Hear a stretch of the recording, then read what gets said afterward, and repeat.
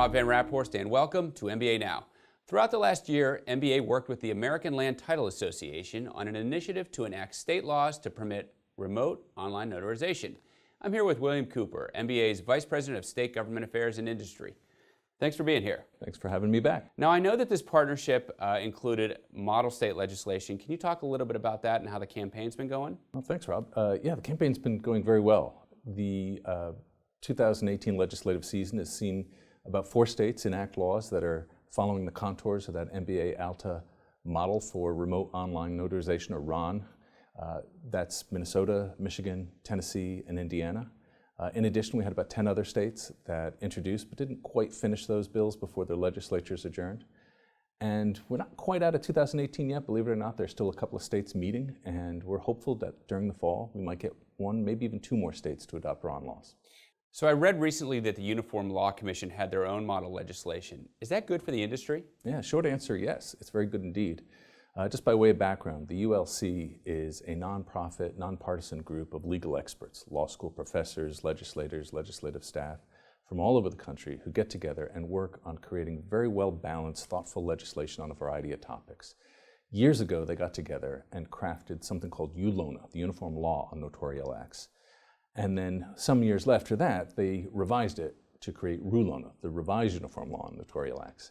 We must congratulate them because this year they worked very quickly to amend RULONA and add language that speaks to the adoption of remote online notarization. And that language, which was approved recently at their convention and will be available soon, tracks very closely as well to the MBA ALTA model.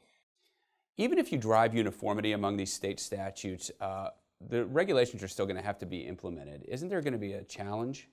Yeah, for driving uniformity across those states through the regulations, and that's always been a concern. You may recall from the last time I visited, I talked about the MBANow Development Working Group, and that's a bunch of industry experts on data standards and technology who have been meeting since September.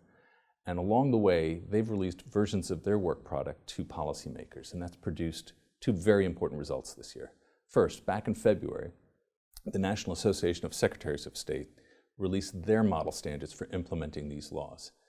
That tracked closely to what MBANow's work product was. So a big victory for the industry.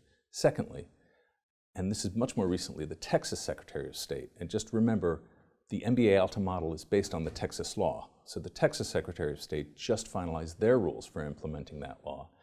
And the work product of MBANow is also reflected in key elements of that rule. So we're very pleased about that, and that's a really good pair of tools to go into these regulatory discussions and help drive consistency across the states. So I guess my question would be, what's next? Yeah, well, still a lot of work to do.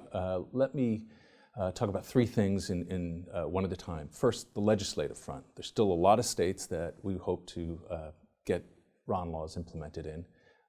2 elements of that strategy for next year. 1, we want to go back to all the states that introduced but did not pass laws this year, now armed with that Uniform Law Commission language.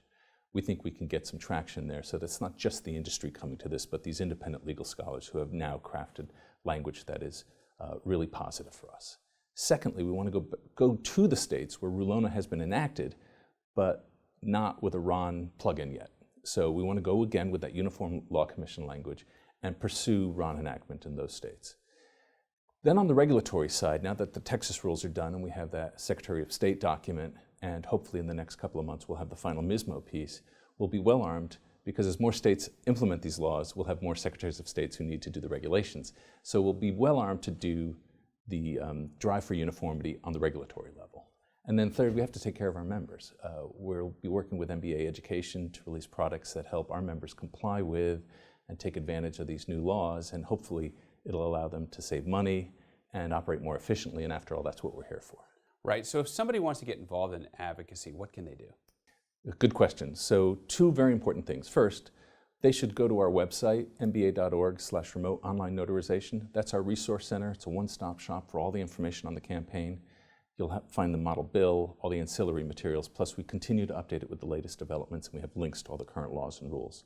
Secondly, they should, in any state that they want to seek adoption of RON, go join that state association and help make remote online notarization adoption a priority of the state legislators in that state. Great. Listen, William, always fascinating. We really appreciate you stopping by and discussing this, and please come back. Happy to. Thanks for having me.